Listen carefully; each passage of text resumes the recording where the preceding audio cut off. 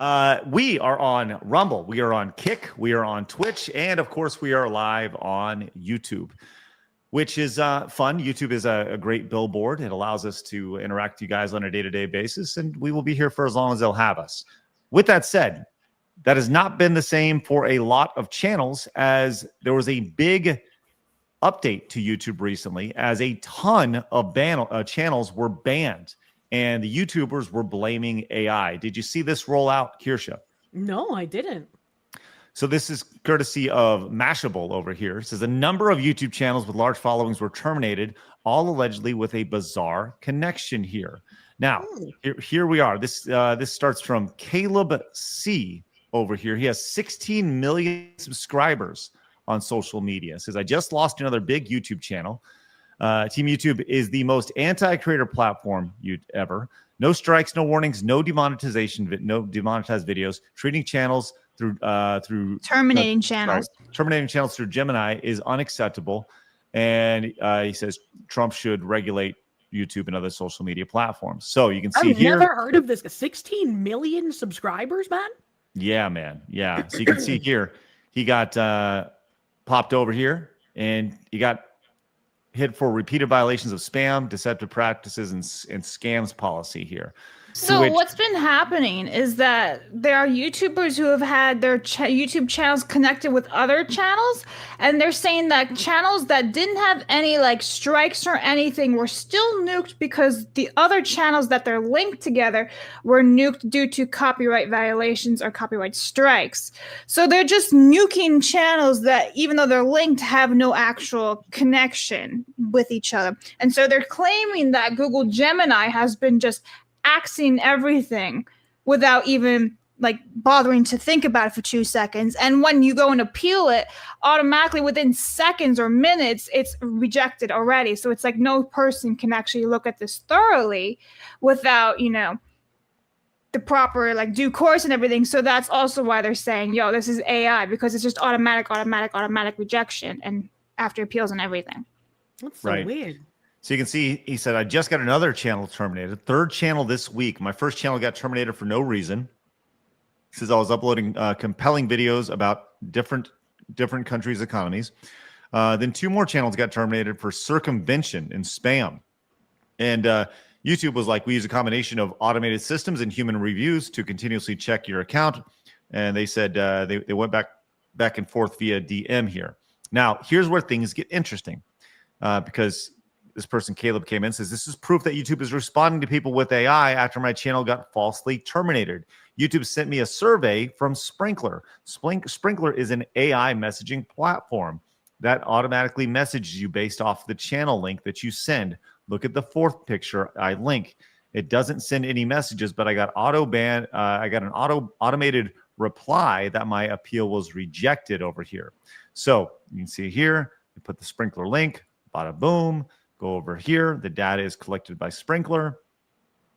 Continued elevate every interaction with AI. This is from the Sprinkler website. And then finally says it looks like you've already appealed. And you can see the time link difference here. Looks like you've already appealed and received an email outlining the decision. We know it wasn't the outcome you're waiting for, but these decisions are made very carefully. Appreciate your understanding. So that's where we're at right here. And then this guy, as we are weaving through this story here, YouTube admits they make a mistake after their AI Gemini bot falsely terminated millions of channels. Okay, here's the key thing here is that they got rid of all these channels here. So YouTube responded by using AI, automated replies on X, but recently things have changed. YouTube is now responding on X as actual humans. My channels are still falsely terminated and haven't been restored. I just make economic and fitness documentaries, but YouTube has finally begun taking action. This includes people who do not have any followers. So you can go over here, and he kind of goes through the saga here. But this is where things are nuts, because YouTube is caught lying. It says a major update, YouTube was just caught lying, and they could face a fine of up to $51,744 per violation, right? After YouTube falsely terminated 5 million channels with AI here.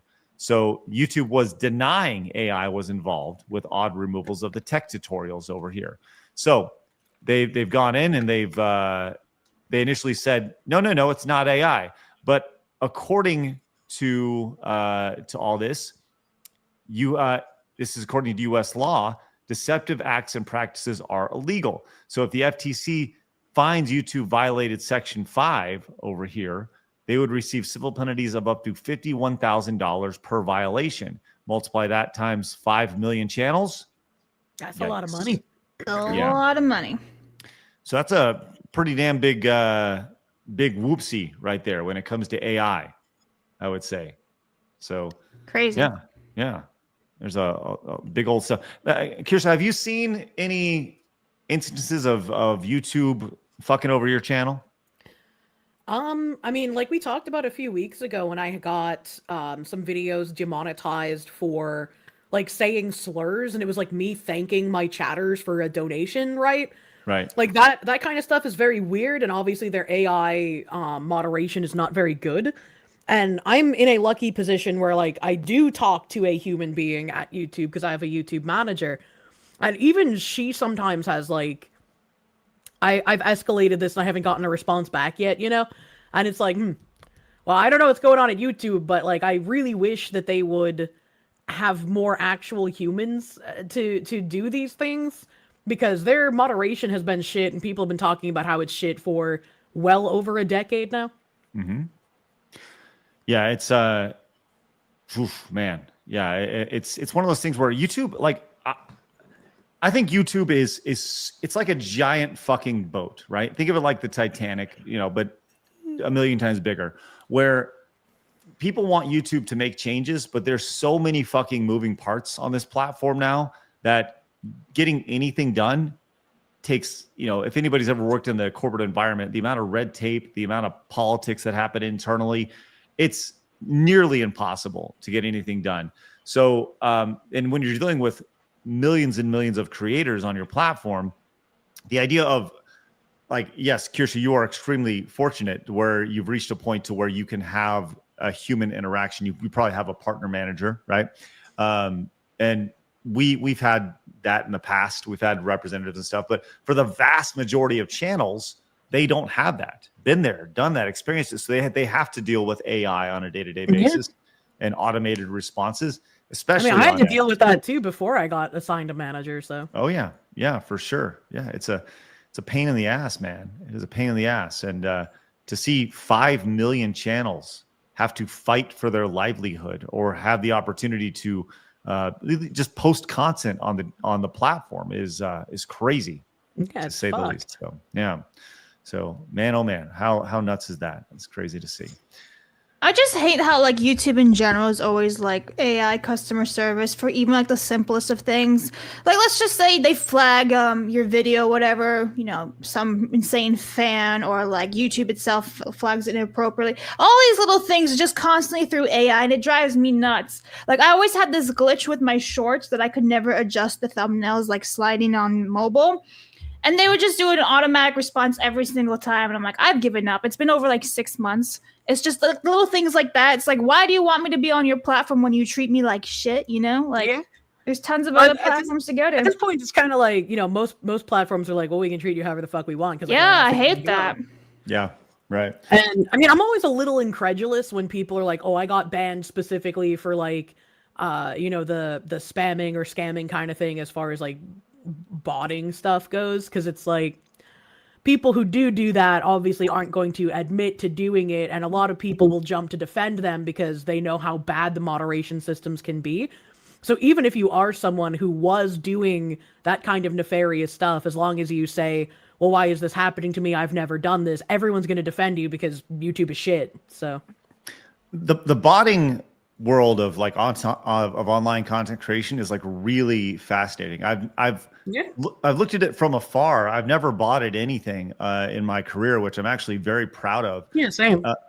But you know, you have people counting like chat interaction versus viewers, and there's like ratios and stuff to see what's real and what's not. But I mean, you know, you see a channel that has 15,000 viewers and there's like 6 people chatting in it. Like it's clearly botted, right? And I mean, when you look at people's like I don't know if there's an equivalent for YouTube to see like their CCV and their peak viewers in real time, but if you go on like Twitch Tracker and you see somebody who has like a kind of bumpy up line graph, and then for the most part it's almost a completely solid line once it hits a peak. Like maybe there'll be like a tiny like loss of maybe 3 viewers or something, but almost a completely solid line until they end stream. And especially if it's a solid line when they switch categories, because no streamer retains the same amount of viewership when they switch between different kinds of categories. Everyone is going to see like it go up if it's like a category that they're known for or that they excel in, and it's going to go down if it's something people aren't exactly super interested in. Yeah, and that goes back into this idea of sometimes people are audience captured, I suppose. That's the best way to say it. So. Side note, have you guys ever noticed on YouTube desktop that when you click on a random short, it'll like throw you like 7,000 shorts down and be the wrong short that you want to watch? Does that ever happen to you guys? Shorts. No. Oh. Yeah, that happens to me all the time. I'll see one for side scrollers, right? I'll go and click on it and it'll throw me down to like 7 or 8 down below, and it's not even the right one, and you can't even scroll up or down to find the right short. Mm-hmm. Shout out YouTube and Google, you're doing great things. They're working here. It's interesting. I'm looking at Twitch Tracker here. I've never even heard of this person before, but have you ever heard of this person here, Kirsha Cadrell? No, I've never heard of them. They, I mean, you look at their viewership here. You can kind of see that. I guess they played League of Legends here, and they had 422,000 people watching them at one time yesterday. Damn. That just doesn't seem. That doesn't seem real, because I don't know many people who get that, but I also don't play League of Legends, and his chart doesn't look crazy suspicious. So yeah, it's just weird. Like, in fact, that this person is pulling those type of numbers, and you've never heard of this person before. I don't know, it just speaks to the content. I mean, that's what I say. Like, whenever I see someone that has like, Asmongold or higher viewership, and I'm like, I've never heard of you. I've never seen you posted anywhere on Twitter. I've never seen you included in any sort of like viewership metrics. I've never heard anyone talk about you. Or like when I was going through like looking for bridge stuff, and they would do, like they would have Campbell sponsored collaborations with streamers that had like 2, 3, 5 million followers. I'm like, who the fuck even are you? You have like negative interaction on Twitter even. Right. Yeah, it's amazing. Like, you fake it till you make it, as a lot of people have found out. So I really hate that mentality. And I mean, the last time that there was like a big like botting conversation on Twitter, a lot of people were like, well, you kind of have to if you're just starting out, because how else are you going to compete with everyone else? And so it makes this whole mentality of like, you can't become a streamer, you can't compete with established streamers unless you start botting. And I think that's a really like loser mentality to have. Yeah. Well, there is the easy way and the hard way. And I know at one point when we were streaming on Twitch several years ago, they kicked around the idea of adding a shelf on the front page, an area on the front page that would allow creators the opportunity to pay to be in it. And that lasted like one day before it got booted. It got yeeted really hard because people were like, that's a pay to play system, which I think could have potentially skirted the bots. I think the idea was that they knew there was a bot issue. So it's like, well, why don't we just give people, they're going to spend money on these bots, why don't we just give them a place to promote their streams? And that didn't work out very well for Twitch. I think it could have been an interesting thing if it was like, you can pay for a place on the shelf using your like YouTube revenue, not necessarily the ad revenue, because that could be exploited by botting, but like your super chat and your member revenue specifically. Like Twitch has started doing, like you can buy subs and stuff directly from your Twitch revenue, and I think that's a bit silly. But if YouTube had like a shelf like that, if they wanted to do that idea, having to pay for it through your community funding, like your super chats or your memberships, I think that would be a good way to kind of filter out people who would just be like, oh, I'm a millionaire, I'm going to start a channel, and I'm just going to pay to be on the front page every day. Yeah, exactly. Yeah, and you could definitely see how it'd be a pay to win situation right there. Obey YouTube. Watch this video. It's suggested for you.